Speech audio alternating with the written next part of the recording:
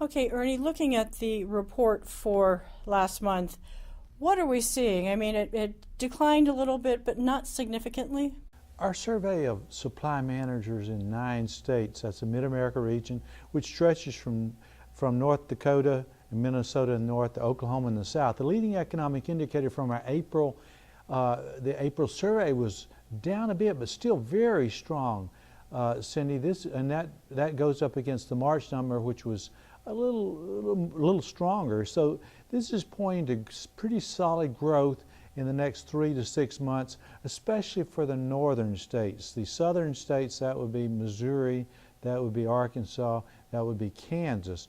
Those states a little bit weaker than the others, but even there we're seeing a pretty good numbers.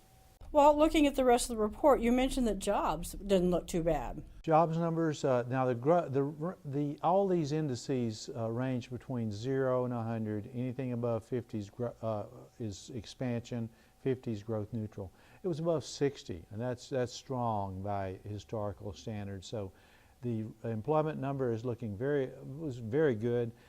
Companies continue to hire. That would be especially durable goods manufacturing.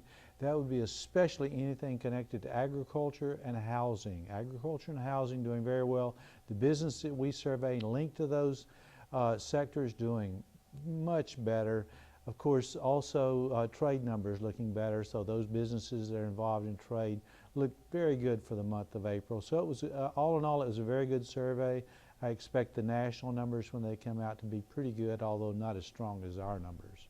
Well, and talking about jobs, what about the impact of sequestration? We're not seeing much. We asked the supply managers the last 2 months, in fact, 3/4 of them say no impact. The 25% say modest impacts. None, that's 0 companies in our entire survey. That's remarkable. Said there were any significant impacts. So all in all, and thankfully so, the sequestration, the federal spending sequestration, not having a negative impact, at least at this point in time, for companies located in the Mid-America region.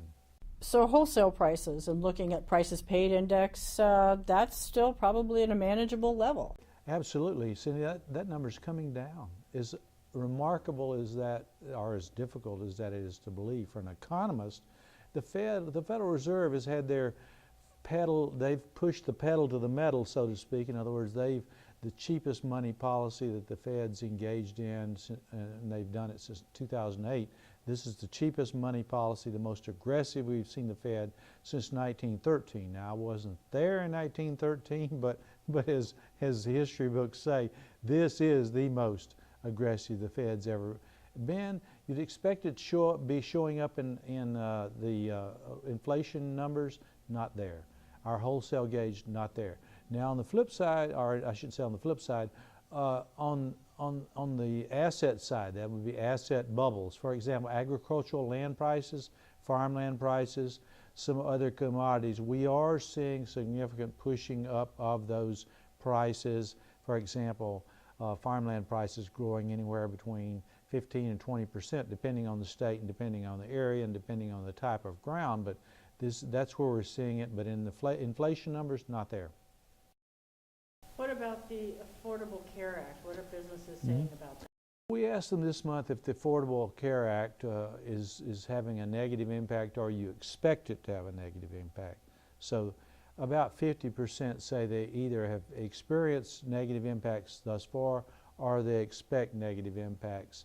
The remaining 50% divided between no impacts and some even seeing some positive impacts for their businesses.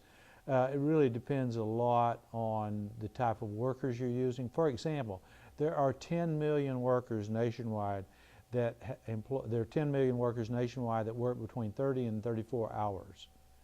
Those workers are going to be very negatively affected. And by that I mean any worker that works over 30 and above hours per week, the employer is going to be required to purchase health care insurance for those workers. Well, obviously, in many cases, the company is going to push those workers' hours down below 30. So we're going to see some negative impacts there. But again, 50% either have experienced or are going to experience them as they see it. And the confidence level? Confidence is pretty strong, Cindy, and that's going against the national trend. Now, that, again, we're in an area where agriculture is an important industry. For example, we survey businesses linked to agriculture, the Monsantos, those agricultural equipment manufacturers that produce for the farm. They're doing very well, and that continues. And also, again, housing, but that's true for the nation as well. The housing numbers are looking better, and that's good for confidence. And we picked it up in our survey. Anything else about the survey? Well, the trade numbers, very good, and but 1 month does not a trend make. And we saw the export numbers looking much better for April. Well, I have to see those going forward, because I'm a little concerned that we're going to see some negative fallout from the global economic slowdown. The U.S. just happens to be the healthiest horse in the glue factory right now. These other nations, Europe especially, not buying. But the export numbers look good. The import numbers are very strong, but of course that's because the businesses are expanding, so they're purchasing from abroad. We saw that in our survey. That, of course, that's going to be a drag on economic growth, but not that much of a drag. Again, balancing exports and imports. Right now, imports are winning. So overall, a good report. Overall, a good report, much better than what I expected, and much better than what I think we're going to get from the national numbers. And again, we're in the midsection of the country, a part of the country that depends more heavily on agriculture, and that's an important sector. Energy for two of the states, particularly, that would be North Dakota and Oklahoma, bolstering those two economies. For example, almost all the states in the 9-state region are back ahead of their employment levels are now above pre-recession levels. That's all the states except Arkansas, except Missouri, except Kansas, and Minnesota is right on the border between negative and positive. Minnesota is looking much better. All the other states have more workers now than they had before the recession. So that's good.